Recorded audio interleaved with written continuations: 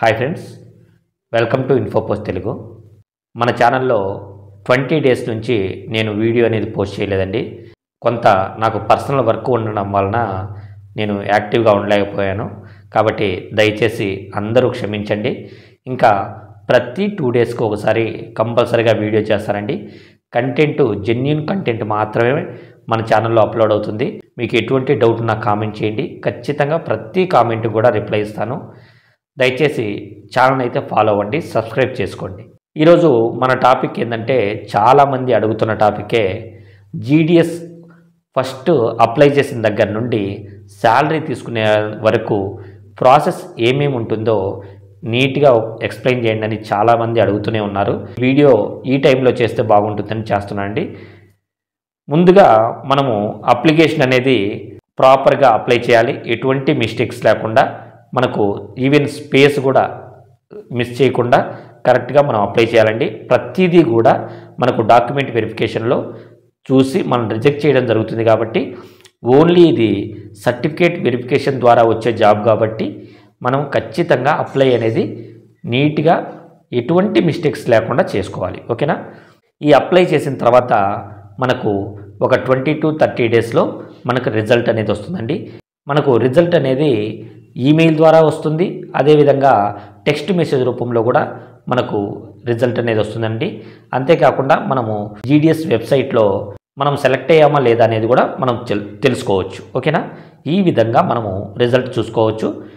Next ఈ రిజల్ట్లోనే మనకు వచ్చే మెసేజ్లోనే డాక్యుమెంట్ వెరిఫికేషన్కి ఏ టైం లోపల రావాలనేది నీట్గా ఉంటుందండి. అంతేకాకుండా ఏమేం డాక్యుమెంట్స్ మీరు డాక్యుమెంట్ వెరిఫికేషన్కి తీసుకురావాలనేది కూడా క్లియర్గా ఉంటుంది. ఇంతకుముందు అయితే మనకు డాక్యుమెంట్ వెరిఫికేషన్ అనేది 2 దశల్లో జరిగేది. First document verification, second document verification అని మనకు 2 times జరిగేది. కానీ ఇప్పుడైతే ఒకటే రోజున first document verification, second document verification అనేది కంప్లీట్ అయిపోతుందండి. ఫస్ట్ డాక్యుమెంట్ వెరిఫికేషన్ అనేది ఎస్పీ ఆఫీస్ అంటే సూపరింటెండెంట్ ఆఫీస్లోని సిబ్బంది ఫస్ట్ వెరిఫికేషన్ చేస్తారు. సెకండ్ వెరిఫికేషను అదే రోజు మధ్యాహ్నం పైన మనకు ఎస్పీ గారు తనిఖీ చేసి ఓకే చేయడం జరుగుతుంది. ఈ విధంగా ఫస్ట్ వెరిఫికేషన్, సెకండ్ వెరిఫికేషన్ అనేది ఒకటే రోజులో కంప్లీట్ అవ్వడం జరుగుతుంది. ఓకేనా? ఈ విధంగా డాక్యుమెంట్ వెరిఫికేషన్ అనేది మీరు కంప్లీట్ చేసుకోవాలి. ఇంతకు ముందైతే మనకు డాక్యుమెంట్ వెరిఫికేషను మన దగ్గరలో ఉండే డివిజన్లో చేసుకునే అవకాశం ఉండింది. కానీ ఇప్పుడు మాత్రము డాక్యుమెంట్ వెరిఫికేషన్ అనేది మనం ఎక్కడైతే సెలెక్ట్ అవుతామో అక్కడ మాత్రమే డాక్యుమెంట్ వెరిఫికేషన్ అనేది చేసుకోవాలి. Next attestation forms. ఈ డాక్యుమెంట్ వెరిఫికేషన్ కంప్లీట్ అవుతానే మనకు అటెస్టేషన్ ఫామ్స్ ఇస్తారండి. అంటే వీటిలో మెయిన్గా ఐడెంటిటీ సర్టిఫికేటు, క్యారెక్టర్ సర్టిఫికేటు.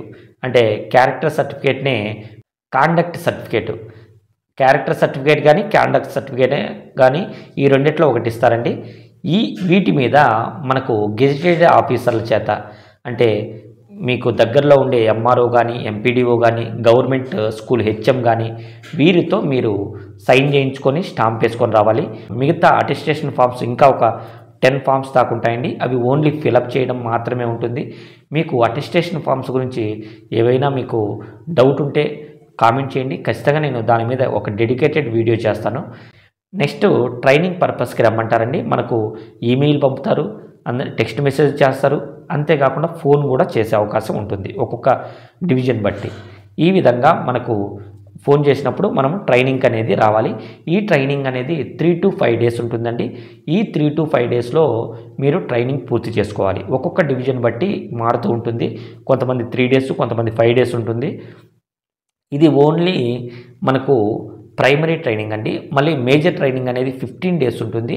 అది మీరు బీఓలో జాయిన్ అయినాక తర్వాత మిమ్మల్ని తీసుకోవడం జరుగుతుంది. కాబట్టి ఈ ప్రైమరీ ట్రైనింగ్కి మీరు 3 to 5 days మీరు ప్లాన్ చేసుకొని మీరు వెళ్ళాల్సి ఉంటుంది. ఈ విధంగా ట్రైనింగ్ కంప్లీట్ చేసినాక ఈ ట్రైనింగ్లోనే మనం అటెస్టేషన్ ఫామ్స్ అనేది వారికి ఇవ్వాల్సి ఉంటుంది. ఒకవేళ కొంతమంది ట్రైనింగ్లో కాకుండా నెక్స్ట్ జాయినింగ్లో అటెస్టేషన్ ఫామ్స్ అడుగుతారు, అప్పుడైనా మీరు సబ్మిట్ చేయాల్సి ఉంటుంది. ఓకేనా?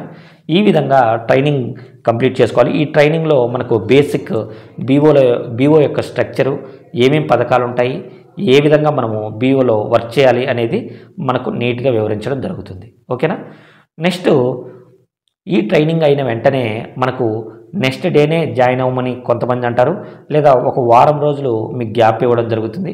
ఈ విధంగా మీరు ట్రైనింగ్ తర్వాత ఒక ప్రాపర్ కొద్దిగా టైం తీసుకొని మీరు జాయిన్ అవ్వడం జరుగుతుంది.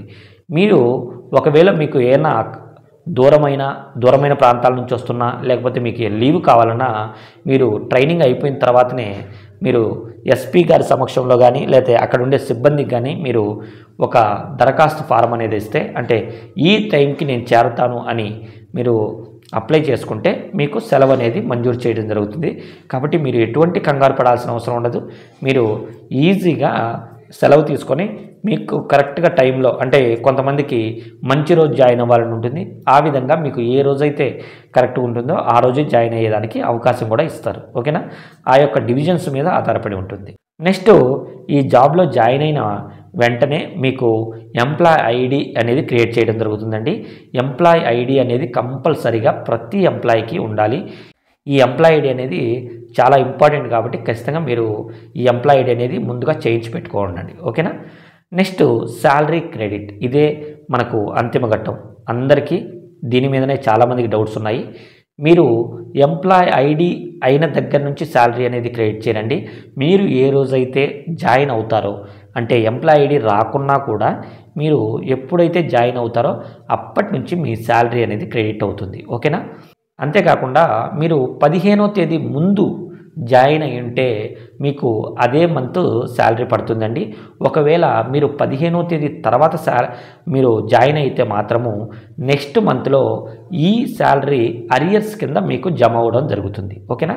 నెక్స్ట్ మంత్ శాలరీ మామూలుగా పడుతుంది, కానీ ప్రీవియస్ మంత్లో మీరు ఎన్ని రోజులైతే, అంటే 15వ తేదీ పైన ఎన్ని రోజులైతే మీరు వర్క్ చేస్తున్నారో ఆ వర్క్ చేసిన శాలరీ మొత్తం కూడా అరియర్స్ అనే రూపంలో మీకు జమ అవ్వడం జరుగుతుంది. కాబట్టి వర్క్ చేసిన ప్రతిరోజు కూడా ఖచ్చితంగా శాలరీ అనేది క్రెడిట్ అవుతుంది.